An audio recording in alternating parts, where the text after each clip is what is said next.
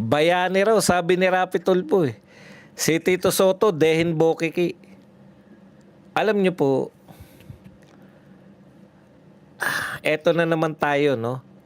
Tito Soto, Ping Lacson, yang tambalan po na yan, yang pong dalawa na yan, ang isa sa pinakamatatanda na sa kasaysayan po ng Senado.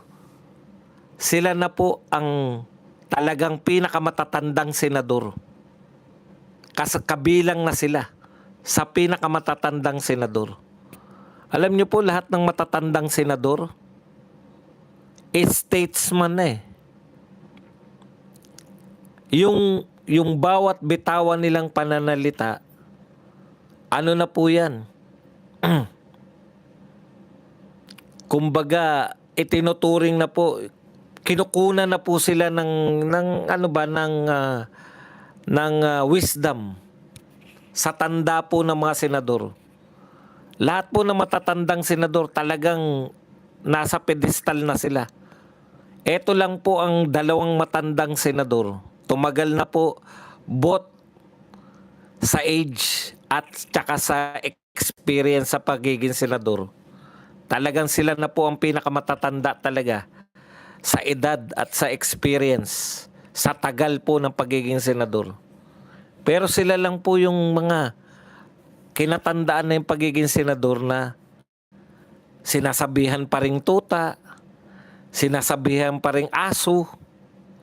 Di ba kayo nahihiya?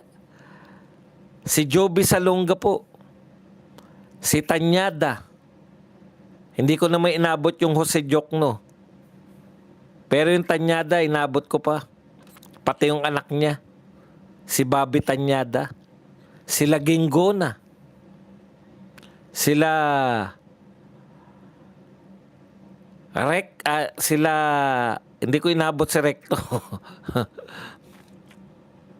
Sino yun?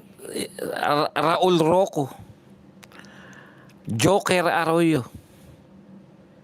Si Miriam, hindi pa ganong katandaan nun, pero kabilang na siya ron. Sa may mga wisdom. Alam niyo yun?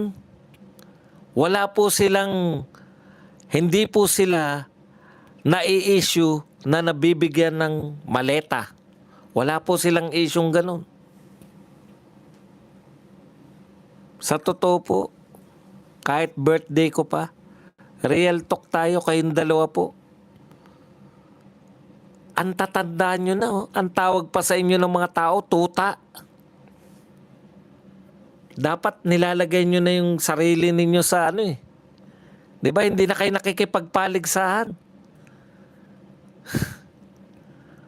Pwede po kayong maging, si Osmeña eh, hindi ko na inabot ng matanda yun. Patay na yun nung nabuhay ako eh.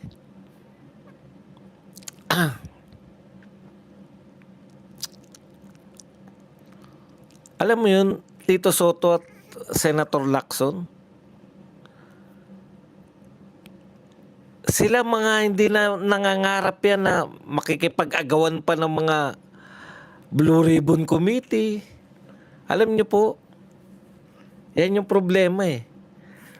Nung panahon ninyo, ibig sabihin nung kalakasan ninyo, yung peak ng inyong husay, hindi nyo nakamit yung mga dapat nyong makamit. Kaya ngayon, nakikipagpatuloy pa rin kayo sa pakikipagbuno, pakikipagbalyan, pakikipaglaban sa nangangarap pa rin kayo na yun napakatagal nyo na sa Senate.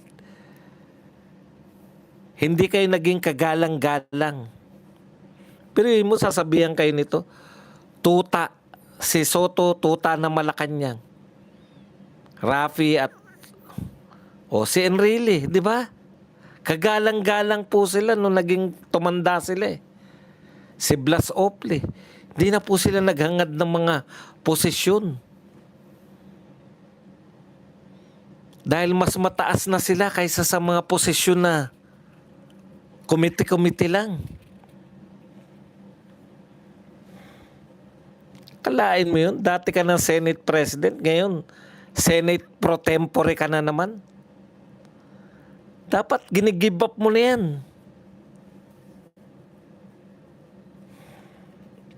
At ang problema doon, nai-issue pa, nasa sentro pa kayo ng mga issue tungkol sa mga nakawan, etc.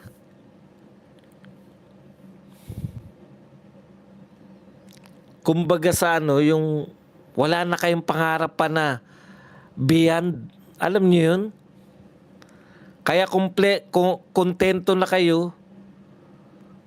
Hindi, parte pa rin sila lagi ng mga... Alam nyo kung ano yung mga yan? Nung panahunan nila, kapanahunan nila, tabon na tabon sila. Sino ba makasabay nila? Si Miriam, Joker Arroyo, Raul Roco.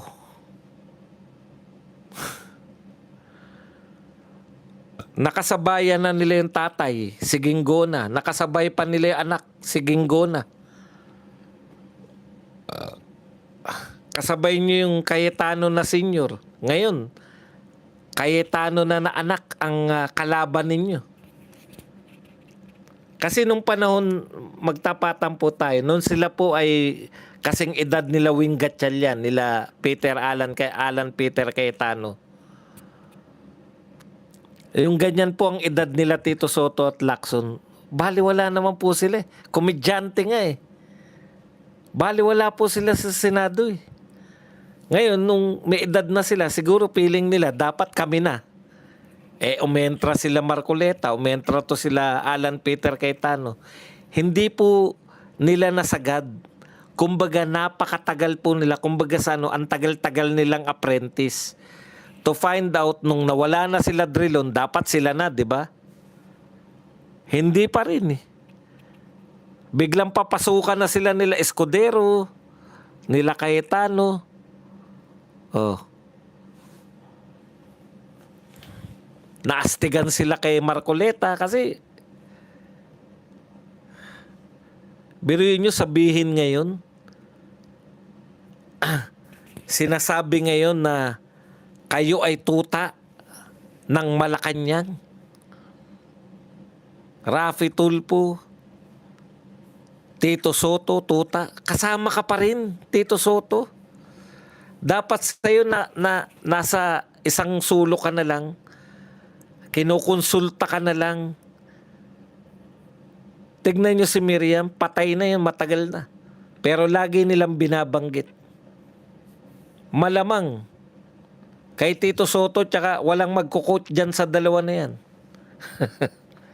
Yung hanggang ngayon kinakailangan pa nila i-assert